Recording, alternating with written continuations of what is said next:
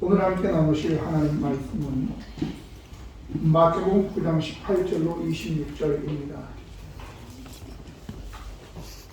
마태복음 9장 18절로 26절.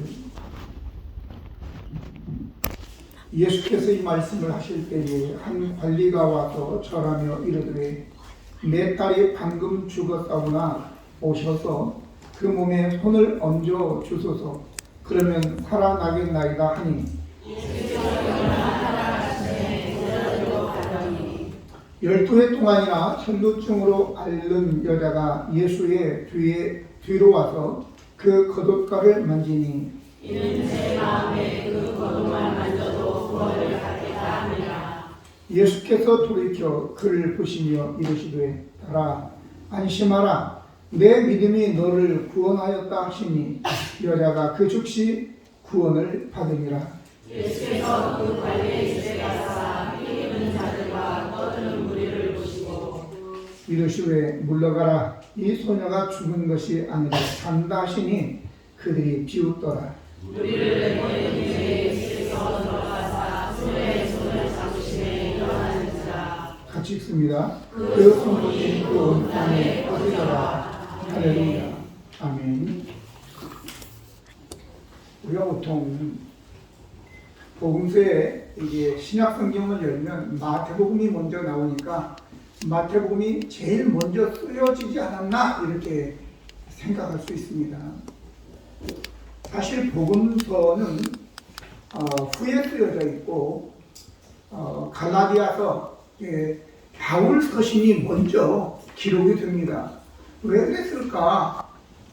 그것은 바로 예수 그리스도의 사도들이 살아있기 때문에 생생한 증인들이기 때문에 별 필요성을 못 느낀 거죠. 그래서 이게 바울이 복음 그 서신서를 써서 갈라디아나 에베소나 이런 데 이제 보내고 난 뒤에 나중에 보니까 이제 사도들이 점점 고난으로 핍박으로 여러 가지로 인해서 이제 흩어지고 죽어가는 거예요. 그래서 이런 절박함을 느낀 자들이 복음서를 쓰기 시작하는데 일반적으로 마가복음이 제일 먼저 쓰였다고 생각합니다. 그리고 누가복음, 마태복음 그 이후에 요한복음 저 뒤에 쓰여지게 되지요. 제가 이 말씀을 드리는 이유는 이 마태복음을 쓴 마태는 마가복음이나 누가복음을 알고 있었고 그것을 충분히 인용할 수 있었다 그 말이죠.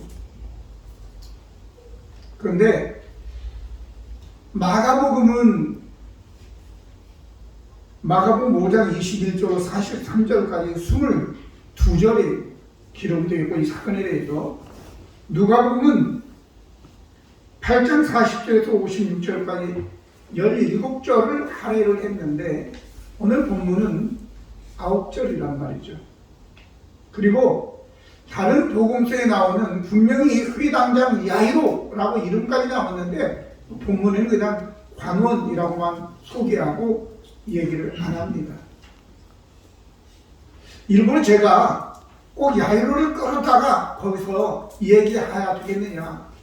마태는 뭘 얘기하려고 했기 때문에 그 야이로라는 이름도 빼고 회당장이라는 이름도 빼고 그냥 관리라고 얘기를 했을까라고 하는 것이죠. 그러니까 마태가 우리에게 주시려고 하는 의도는 다른 의도가 있다고 말이죠. 억지로 저 마가나 누가를 끌어다가 될 필요는 없겠다 그런 생각을 한 것입니다. 여기에 이 관원이지만 이 관원은 우리가 아는 대로 회당장이라고 지금 말씀을 드렸습니다. 유대인 공동체라고 하는 것은 예루살렘 이외의 다른 지역에서는 회당을 지어서 그 회당의 공동체가 회당을 중심으로 해서 움직이는 것입니다. 그리고 이 회당은 장로들이 있었는데 이 장로들 중에서 존경받는 자를 투표로 뽑아서 1년을 이제 직을 행하게 하고 또 재임을 할 수 있는 것입니다. 그 회당장이 이 사람들을 세울 때 이제 뭐 이사야서를 예레미야서를 읽고 이것을 좀 해석해 주시오라고 그 사람이 고난이 다 있는 거예요. 그러니까 누구를 강단에 세우고 안 세우고 하는 것도 그 회당장이 다 고난을 가지고 하는 것이고, 율법을 어긴 자에 대해서는 실책할 수 있는 그러한 또 권위도 있는 분이 바로 회당장인 것입니다. 그래서 이 관리죠, 관리. 관리는 지도자가 그런 뜻입니다. 오늘 그런데 왜 여기에서는 그렇게 다 생략을 했을까라고 하는 것이죠. 후에 말씀드리기로 하고, 첫 번째 우리가 여기에서 기억해야 될 것은 오늘 본문의 시작이 예수께서라고 예수로 시작이 됩니다. 이 본문에는 9절이지만 6번에 걸쳐서 예수 이름이 나오죠. 여러분 저의 삶에 어떤 문제든지 다 예수님을 얘기하면 할렐루야 해결될 줄로 믿습니다. 문제가 생겼음에도 불구하고 예수님 생각이 안 나면 그건 문제예요, 그게. 근데 어떤 문제가 생겼다, 어떤 절박한 문제가 생겼다 하더라도 예수님이 떠오르면 되는 겁니다. 예수님으로 시작했는데, 그러면 어떤 예수님이시냐? 오늘 본문에 보면 일어나 따라가서 돌이켜 보시며 이르시되 안심하라, 내 믿음이 너를 구원했다. 내보내신 후에 예수께서 들어가서 소녀의 손을 잡으심에 일어나는지라, 이렇게 얘기합니다. 오늘 여기에 제가 동사를 얘기한 겁니다. 예수께서는 가만히 앉아있는 명사적인 그런 분이 아니시라 움직이는 분이시다 말이죠. 일어나시는 분이시고, 우리를 따라가시는 분이시고, 말씀하시는 분이시고, 손을 잡아 일으키시는 분이 바로 예수 그리스도라고 하는 거예요. 많은 사람들이 교회를 다니면서 예수님을 그냥 어디에 고정시켜 앉아 놓으시고 나와는 상관없이 머리로 이념적으로 믿는 명사적 예수를 생각하고 있는 것입니다. 근데 오늘 본문은 그게 아니라 예수님은 일어나셔서 그 관원을 따라갔고, 그리고 집에 들어갔고 거기에 있는 무리들을 내보내시고, 그리고 죽어있는 그 딸의 손을 잡으시고 일으켜 세우시고 딸아 일어나라 그렇게 말씀하시고, 때로는 자기의 겉옷자락을 내어주시면서 그가 겉옷을 만짐에 혈루증에서 깨끗함을 받을 수 있었다라고 하는 것입니다. 오늘 저와 여러분 더 이상 우리는 앉아 계시는 명사적인 그러한 예수가 아니라 움직이시는 동사적인 예수님을 믿으시기를 바랍니다. 오늘 시편 94편 9절에 귀를 지으신 이가 듣지 아니하시랴, 눈을 만드신 이가 보지 아니하시랴, 이렇게 말씀했습니다. 오늘 하나님은 예수님이 우리의 귀를 지으시고, 우리의 눈을 지으시고, 입도 지으시고, 손도 지으시고, 발도 지으셨습니다. 머리도 지으셨습니다. 오늘 여기에는 간단하게 귀와 눈만 얘기했지만 사실은 뭐 입도 손도 발도 마음도 또 머리도 다 지으신 분이시다. 때문에 예수님은 우리의 입을 지으셨기 때문에 말씀하시는 것이고, 예수님은 우리의 눈을 지으셨기 때문에 눈으로 다 보고 계시는 것이고, 손을 지으시고 발을 지으셨기 때문에 일어서서 따라가시고, 이 손으로 만져주시고 이렇게 세워주시는 분이 바로 예수님이시라는 겁니다. 저는 오늘 이 말씀, 왜 야이로라는 이름을 뺐지? 라고 생각을 해봤는데, 야이로가 주인공이 아니라 잘못하면 야이로 그러다 보면 야이로만 남게 되고 예수님은 안 남는 거예요.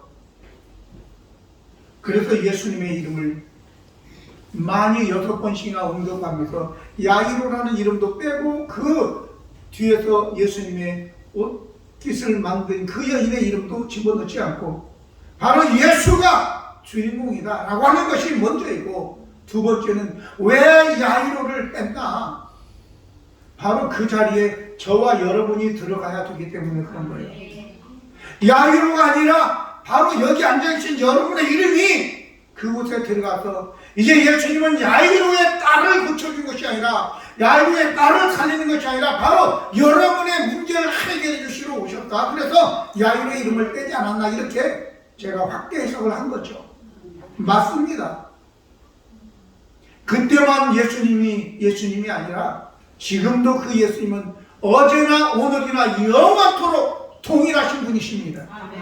야이로의 문제에 관심을 가지고 그의 집에 따라 들어간 예수님은 지금도 우리를 따라서 우리의 집으로 들어오셔서 우리의 문제를, 절박한 문제를 해결해 주실 줄로 믿습니다.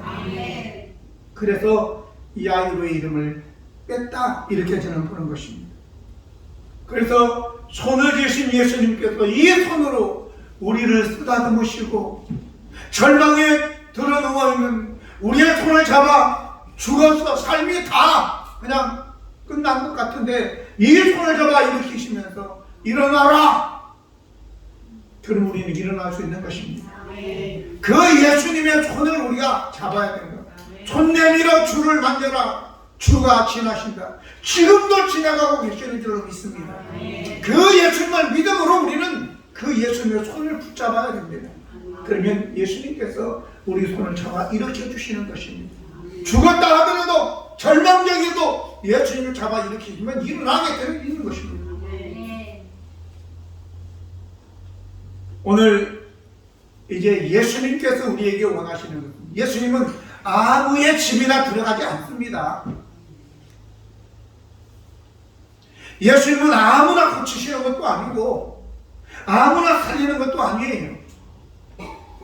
요청하는 자의 집에 들어가시고 요청하는 자를, 그리고 나으려고 애쓰는 자를 고쳐주시는 것입니다. 가만히 있는데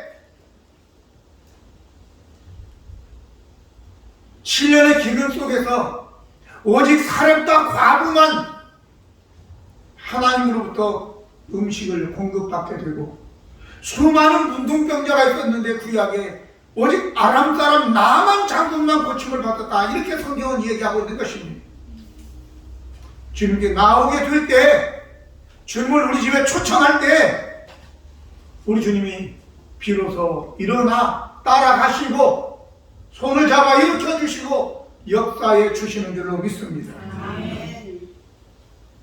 두 번째는 사람들은 오히려 우리의 문제 해결에 걸림돌이라는 걸 알아야 됩니다.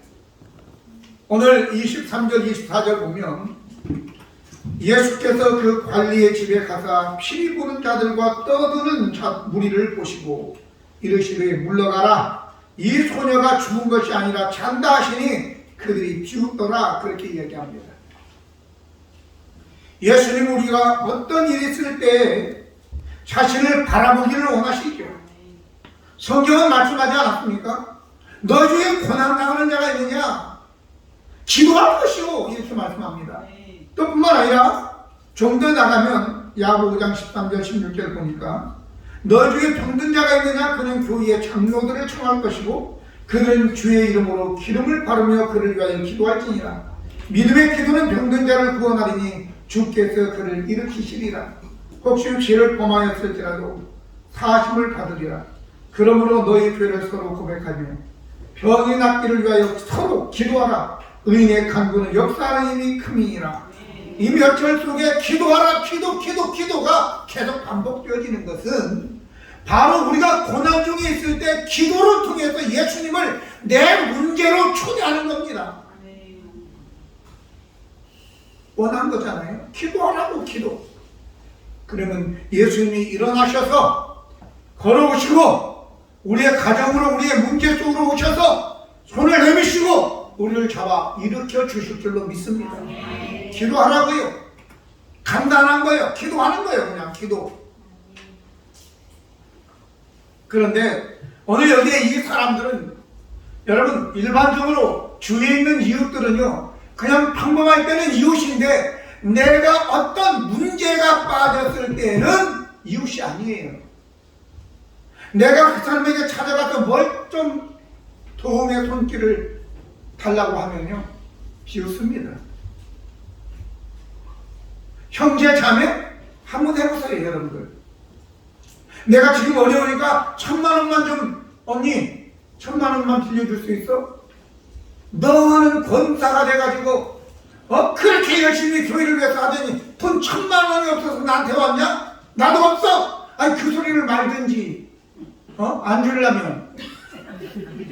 여러분 분명히 제가 말씀드리지만 내가 믿었던 사람한테 가서 내가 지금 어려운데 우리 애가 지금 아픈데 수술비가 2,000만 원 든다는데 좀 달라고 한번 해보세요. 언니 동생한테 뭐라고 하느냐? 아 그래? 얼마나 안 됐냐? 열심히 살다 그런 소리 안 씁니다. 너 교회 다닌다고 맨날 일은 그냥 제껴놓고 교회만 왔다 갔다 하더니 결국 이렇게 됐냐? 그리고 주면 얼마나 좋겠냐고. 근데 안 줘. 안 줘. 그게 문제야. 예, 여기에 보면 성경이 그게 진리라고 나오는 거예요. 뭐라고 얘기했냐? 관리의 집에 가사 피리 부는 자들과 떠드는 무리를 보시고 그들이 비웃더라 이렇게 나오잖아요. 여러분 그 사람들이 떠들었겠어요? 그런데 마태는 그렇게 표현한 거에 떠들었다고. 그 사람들 지금 사람이 죽은 집에 와서 뭘 떠들었겠어요? 근데 그들의 소리는 떠드는 소리밖에 아니다 이렇게 얘기하는 거예요. 그래 결론이 뭐예요? 비웃더라 이렇게 하는 겁니다. 비웃었다라고 하니까 생각나는 사람 하나 있더라고요. 바로 이스마엘이 이삭이 젖될 때 잔치를 베푸는데 이스마엘이 이삭에 대해서 이삭을 비웃는 거예요. 조롱하는 거예요. 짜디크라고 하는 이 히브리어 조롱하다, 비웃다, 웃다, 희적거리는 거예요. 분명히 아십시오. 여러분 형제 중에 우리 중에 누군가가 어려움을 당할 때 우리 속에서 비웃음이 나오면 그것은 망할 징조라는 걸 여러분도 아시기 바랍니다. 그러고 난 다음에 하갈과 이스마엘은 어떻게 됐냐? 쫓겨났어요. 광야로. 분명히 기억하시기 바랍니다. 이 사람들도 예수님께서 이 떠드는 무리를 보시고 그리고 그들을 내보내시고 공동체에서 하나님의 나라에서 여러분들이 제외되기를 원하면 비웃으십시오. 조롱하십시오. 하나님의 역사 아닙니다. 이것은. 그렇게 여러분들이 마음을 가라앉히시고 악한 마귀야 내 속에서 왜 이런 일이 일어나느냐 떠나가라! 그리고 긍휼히 여기는 마음을 가지셔야 됩니다. 긍휼히 여길 때 기적을 베푸는 거예요. 예수님께서 사람들이 배고픔으로 또 저 나인성의 과부의 아들이 죽어서 장례칠 때 마음이 아픈 것을 보시고 불쌍히 긍휼히 여기시니까 살리는 역사가 일어나게 되는 거 아닙니까? 그래서 여러분들이 어떤 사람이 어려움에 처해 있으면 비웃고 조롱하고 하지 말고 긍휼히 여기시기를 예수님의 이름으로 축원합니다. 자, 오늘 그래서 저와 여러분이 어떤 문제가 생겼을 때 믿음의 사람들에게 기도를 부탁하는 거 괜찮은 것. 그게 바로 예수님을 초대하는 것이니까. 같이 불러주는 것이니까. 근데 그게 아니라 세상 사람들에게 피나는 형제 찾아가지 마세요. 그 형제들도 우리 편 아니에요. 가치가 달라요. 지향점이 달라요. 가봐야 비웃음만 삽니다. 너는 그렇게 오래 교회 다녔는데 복 받은 게 겨우 그거냐? 그래서 나한테 돈 2,000만 원 꾸어봤냐? 야, 자존심 팍 상하게 되는 거죠. 여러분들 왜 그렇습니까? 세 번째는 예수 그리스도만 인생의 모든 문제의 해답입니다. 불교에서는 불교에서 얘기한다고 해서 다 틀렸다 그게 아니에요. 생로병사를 얘기하죠. 생로병사. 사람이 태어나고 늙고 그리고 병들고 죽는다 그런 얘기잖아요. 이게 제외되는 사람이 있습니까? 모든 사람이 다 태어나서 점점 나이 먹고 늙어가고 병이 들어 죽는다라고 하는 것이죠. 그러면 태어나고 늙어간다. 그건 누가 피할 수 없는 거예요. 근데 병들고 죽는다. 이걸 어떻게 하겠느냐? 여러분, 그런데 우리가 이걸 알아야 돼요. 예수님은 모든 병을 다 고쳤다. 아니요. 모든 병자가 해질녘에 다 데리고 왔는데 다 고쳐주셨어요.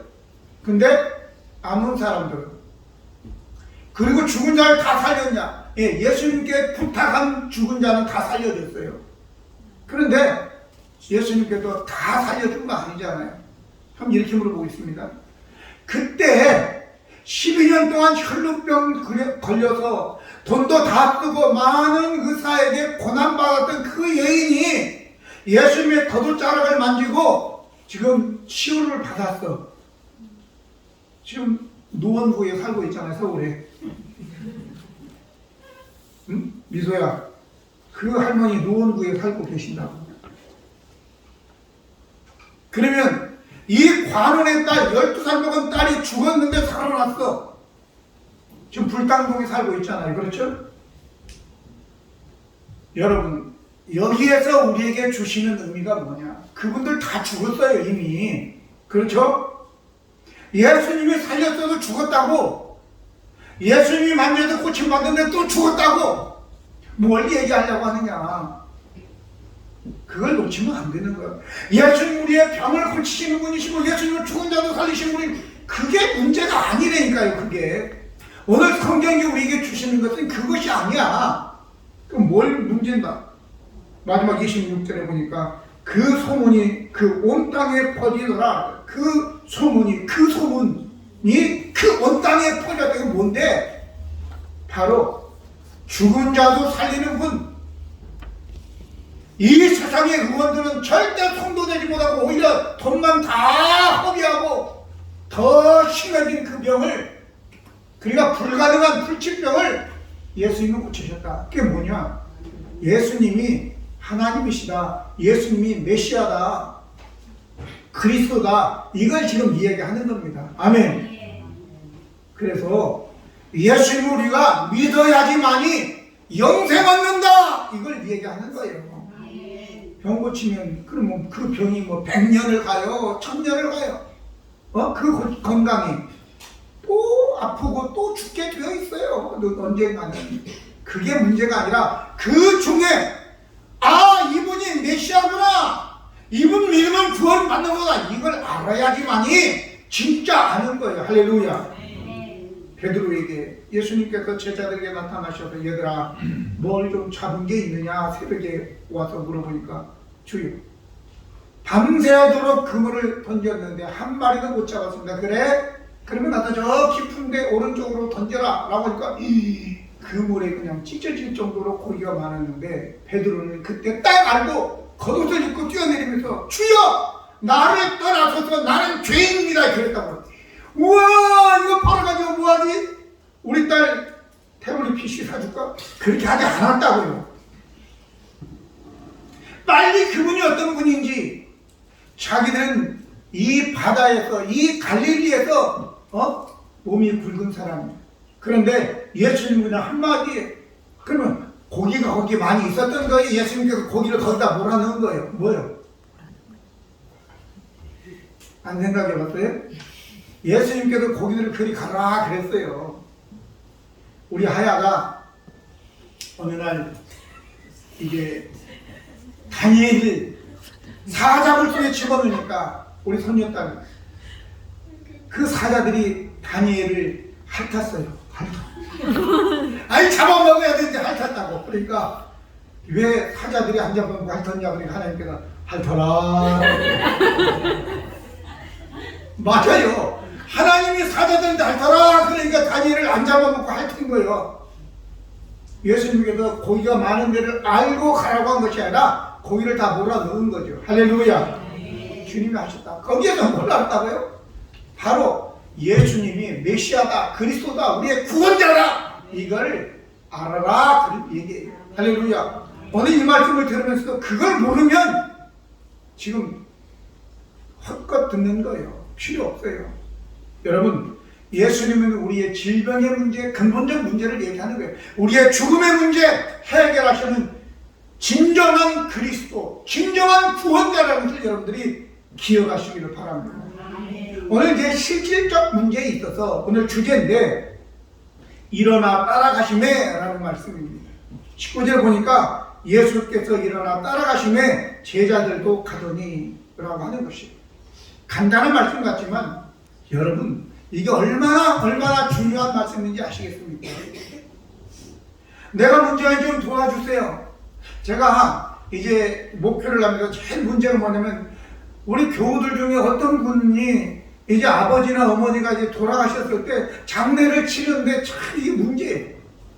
다 일가고 그 관을 들 사람이 없다고.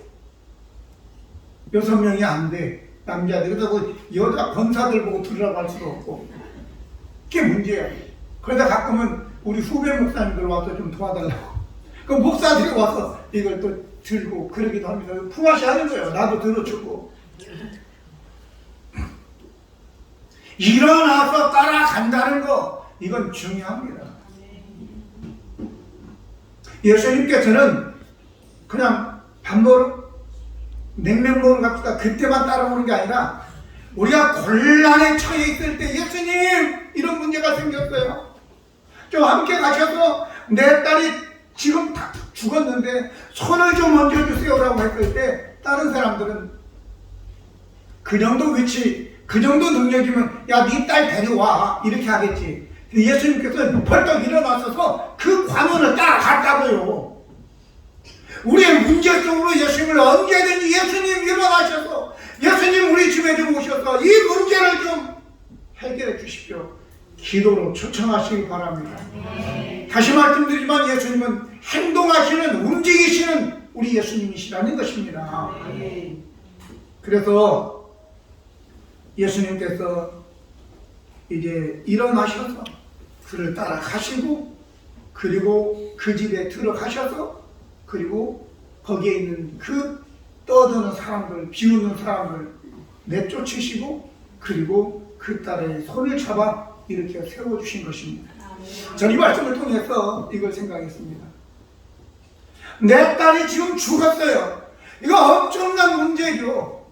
거기 보면 무남 동녀예요. 그 딸밖에 없어. 12년 동안 너무 애지중지 키우고 너무 예뻤는데 죽었다고. 소망이 다 끝난 거예요. 끝났어. 그런데도요, 예수님만 초청하면요, 그거 아무 문제 안 되는 겁니다. 아무 문제 안 돼요. 예수님을 손잡아 일으키시면 되는 거예요.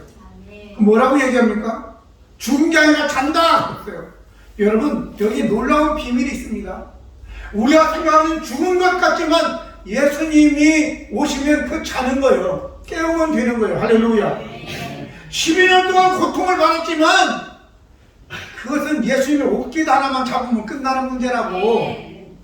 얼마나 쉬운 문제야. 근데 우리는 그걸 가지고만 안절부절 못하고 막 어떻게 해야 되나 그렇게 고통하지 마시고 예수님을 개입시키시기 바랍니다.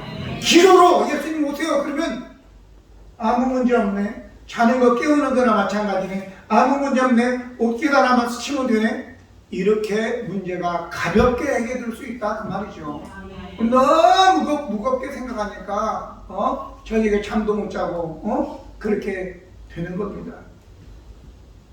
오늘 분명히 말씀드리는데 예수님은 자기에게 나오는 자는 절대로 누구도 거절하지 않으셨습니다. 죽은 자도 나면서부터 소경된 자도 그 어떤 자도 예수님께서는 거절하지 않고 안 된다고 하지 않고. 이 사람이 생각납니다.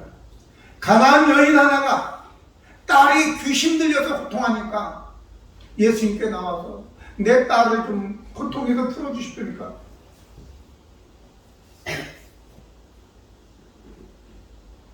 자식의 떡을 취해서 개들에게 주는 것이 마땅치 않다 이렇게 말씀하셨어요. 근데 그 가나안 여인이 옳소이다, 맞습니다. 하지만 개들도 주인의 상에서 떨어지는 부스러기를 먹지 않습니까? 그 부스러기라도 좀 주십시오 이런 얘기잖아요. 여러분, 그런 겸손한 마음으로 옷자락을 만지듯이 부스러기라도 주님께서 그 부스러기가 얼마나 큰지 아십니까? 부스러기 은혜라도. 그런데 우리 예수님은 여러분과 저에게 부스러긴 주지 않아요. 이미 십자가에서 피를 흠뻑 다 쏟으셨다고요. 아멘. 그 예수님의 피가 여러분과 저에게 충만한 저와 여러분인데, 그래서 성경에는 우리가 은혜의 보좌 앞에 히브리 4장 14절 16절 보니까 그러므로 우리에게 큰 대제사장이 계시니 승천하시니 곧 하나님의 아들 예수시라. 우리가 믿는 도리를 굳게 잡을지어다. 우리에게 있는 대제사장은 우리의 연약함을 동정하지 못하실 이가 아니요 모든 일에 우리와 똑같이 시험을 받으신 이로도의 죄는 없으시니 그러므로 우리는 긍휼하심을 받고 때를 따라 돕는 은혜를 얻기 위하여 은혜의 보좌 앞에 담대히 나아갈 것이니라. 할렐루야. 그냥 부스러기가 아니라 우리는 언제든지 은혜의 보좌 앞에 담대히 나갈 수 있도록 예수님께서 피를 다 쏟아주셨다 그 말이죠. 할렐루야. 그러니까 주저 마시고 일어나셔서 기도하셔서 주님을 여러분의 문제 속으로 초대하시고, 그 예수님께서는 이미 다 칼보리에서 우리의 문제를 다 이루었다고 말씀하시지 않았어요? 다 이루어진 줄 믿습니다. 그런 은혜를 여러분들이 다 누리며 살아가는 복된 성도들이 되기를 예수님의 이름으로 축원합니다. 기도하시겠습니다. 거룩하신 은혜로우신 하나님 우리 아버지, 오늘 아버지 아침에 하나님의 말씀을 통해서 우리 예수님께서 이제 초대하실 때 죽은 자를 위하여 손을 얹으러 하셨고, 또 아버지 하나님의 누군가 뒤에서 옷자락을 만졌을 때 주님의 능력이 나가 12년 동안 고통받던 혈루병의 고침을 받기도 했습니다. 이는 단지 질병의 문제, 죽음의 문제를 아니라 우리의 영원하신 구세주라는 것을, 우리의 구원자라는 것을 말씀해 주시는 것인데, 누구든지 다 예수님께 나오는 자는 구원을 얻고 주님께서 절대로 모른다고 하지 않겠다고 하는 이 말씀이, 우리 모두가 다 예수님을 왕으로, 내 구원자로, 내 죄사함의 그리스도로 믿고 구원받는 온 성도들 다 되게 하여 주시옵소서. 오늘 함께 하신 주님 은혜에 감사드리고 예수 그리스도의 이름으로 기도드립니다. 아멘.